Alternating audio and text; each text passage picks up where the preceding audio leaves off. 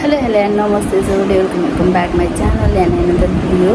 र after long time भने जस्तै अब म चाहिँ 5-6 दिनपछि म भ्लगमा आएको छु र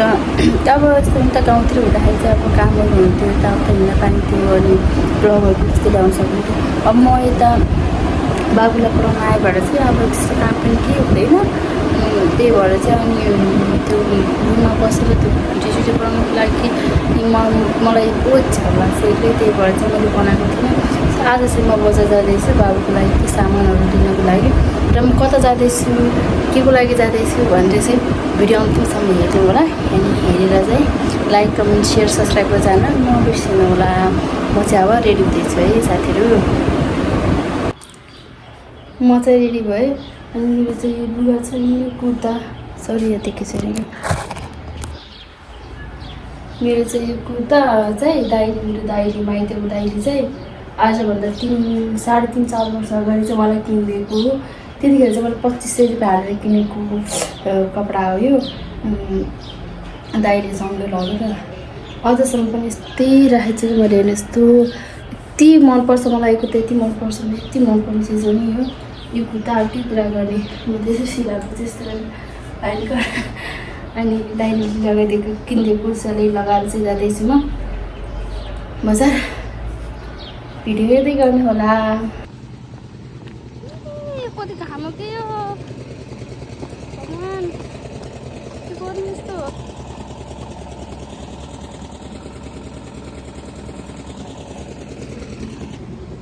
यति धेरै गर्नु चाहिँ साथीहरू के कुरा गर्ने बाबाई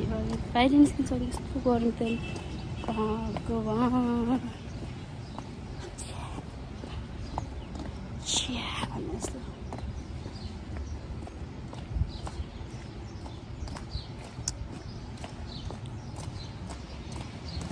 गर्नु छ हौ साथीहरू। सकिँदैन यहाँ कोड नम्बर लेखेर उसलाई मजाले आइहाल्छ कि आउँदैन अब 1490 र 1200 धेरै फरक पर्दैन। अर्को प्लास्टिक थिएन अर्को प्लास्टिक हाल्छ नि प्लास्टिक होला अब के हाल्दिने भन्नु त्यसमा हालाउन लागि ल्याउनु पर्यो दुइटामा हामीले त्यो पोलिथिन पनि खर्च गरेँ प्लास्टिक भएर खर्च किन हाल्नु त्यो बाहिर त्यो उसमा चाहिँ भिडियो गराउन सकेन कि त्यो मान्छे पनि यति धेरै भिड यति धेरै भिड थियो त्यो बाबुको ड्रेस लिने ठाउँमा अनि त्यही भएर चाहिँ मैले खासै त्यस्तो स्पेसल त केही ल्याएन अनि बाबुलाई चाहिँ यो लेख्नुहुन्छ भनेर चाहिँ मैले चाहिँ अनि म्याजिकवालाकै योवाला किनेर लिएर आएँ बाबुलाई यस्तो लेख्नु हुँदो रहेछ कि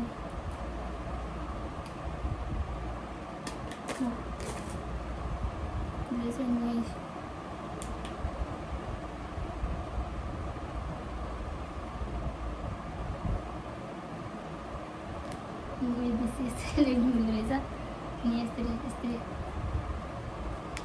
टच गरी सबै गायब भयो। राम्रो यो चाहिँ केटाकेटी चाहिँ पढाउनलाई चाहिँ अलिक पढाउनु र हाँस पेन्सिलसम्म चाहिँ एकदम ठिक लागेर चाहिँ मैले यो किनेर लिएर आएँ अनि यो भयो। अनि त्यसपछि अनि बाबुको लागि चाहिँ ड्रेसहरू लिएर सुज लिएर आएँ मैले अनि सुज त्यसपछि मेरो बाबुले चाहिँ त्यस्तो गाडी कुदाउने भन्दा पनि यस्तो छ नि यस्तो हान्ने सामानहरू गाडीहरू के ठुल्ठुलो टिप्परहरू अनि यस्तो पर्पल भएको त्यो पर्पल भएको बिहानहरू चाहिँ ठुलो गाडी यस्तो पर्पल भएको गाडीहरू चाहिँ एकदम मन पराउँछ क्या अनि त्यही भएर चाहिँ मैले मिलाइदिएँ एउटा अनि त्यसपछि अनि एउटा चाहिँ ल्याइदिएँ बाबुले आएको छ चाहिँ भयो चाहिँ कति डर लाग्ने कि जे पनि यस्तोवाला होला अनि त्यसपछि अब गर्मी धेरै बढाएको छ नि त मैले एउटा छाता किनेर लिएर आयो एउटा अनि बाबुलाई चाहिँ यो 2टा सक्स ल्याइदिएँ सक्स लिएर आएँ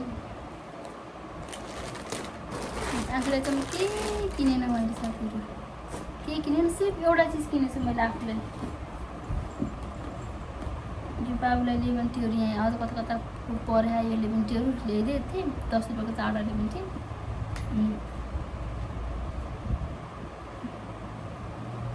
एउटा चाहिँ यो मैले ल्याएको भनेको एउटा लिप लाइनर मात्रै लिएर आएँ मैले यो लिप लाइनर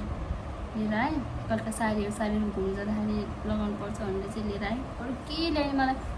आफूलाई त किन्नै मन नलाग्ने केही पनि सबै छोराछोरीलाई किनिदिउँ भन्ने मात्रै मन हुँदो रहेछ आमा भइसकेपछि त त्यही भएर चाहिँ अनि बाबुको स्कुल ड्रेस यस्तो छ साथीहरू मेरो बाबुको स्कुल ड्रेस यस्तो छ साथीहरू हेर्नु लोटस मोन्टेसरी हो यो म ब्याक क्यामेराबाट भिडियो गराउँछु है यो चाहिँ मेरो बाबुको स्कुल ड्रेस हो अनि मेरो बाबु चाहिँ सबैजनाले कहाँ पढ्छ भनेर सोध्नु भएको थियो हेर्नुहोस् है मेरो बाबु चाहिँ यहाँ पढ्छ यहाँ यो स्कुलमा पढ्छ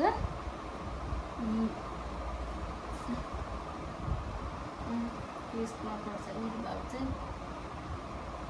अनि यो चाहिँ ड्रेस छ अब अरू चाहिँ मैले किन्दिनँ यति ड्रेस मैले किनेँ अनि ठुलो रहेछ पछिसम्मलाई वर्षभरिलाई काम लाग्छ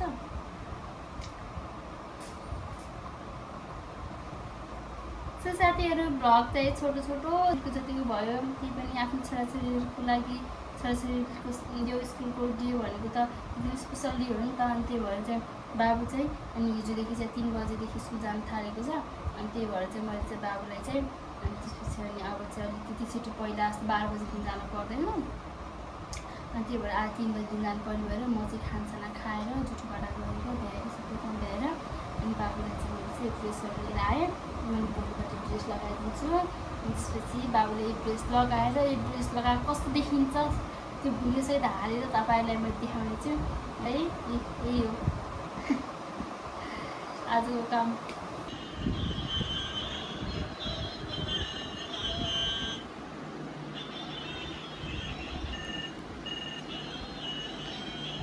केटाकेटीलाई सानो कुरा मन खुसी बनाउनु मन लाग्यो कि आमाको मन भयो त्यो होला कलदेखि मोबाइल र गाडीको इन्जिन खोल्न थाल्नुभयो त हजुर हजुर ए जिन्दगी हेर्नु साथीहरू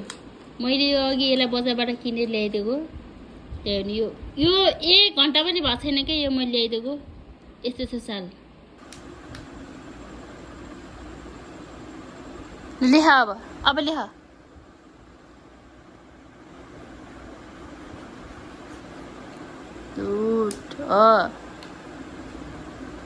सेबास भन्देऊ छिटो सेबास भन सानो सेबास भन्देऊ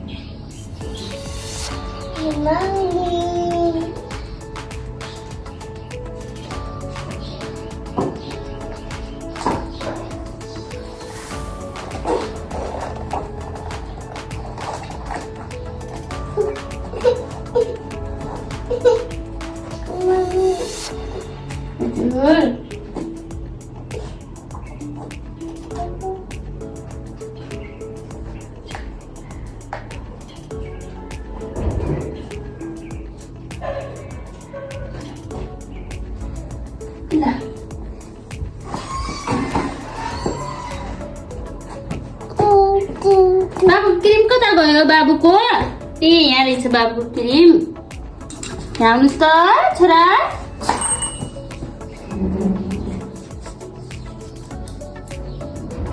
मम्मीले ज्याकेट लगाउँछ हामी जानु ल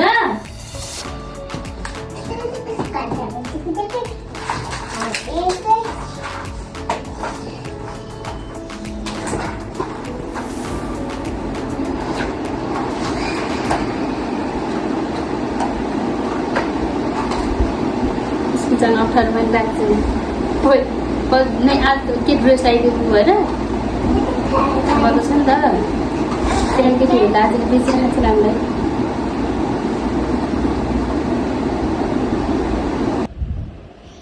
साथीहरू मेरो बाबु चाहिँ रेडी भयो ल छोरी लाऊ ला जाने अब उठा ला उठा उठा ल उठा उठा गुड बेबी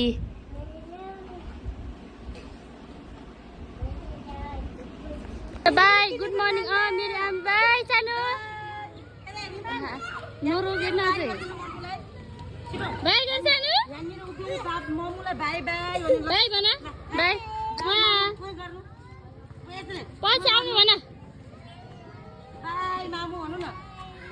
बाई बाई सानो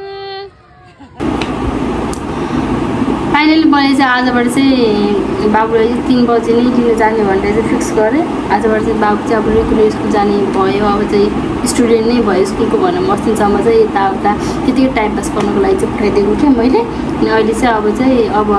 आज वैशाख 10 गतेदेखि चाहिँ 2082 वैशाख 10 गतेबाट चाहिँ मेरो बाबु चाहिँ फर्स्ट डे स्कुल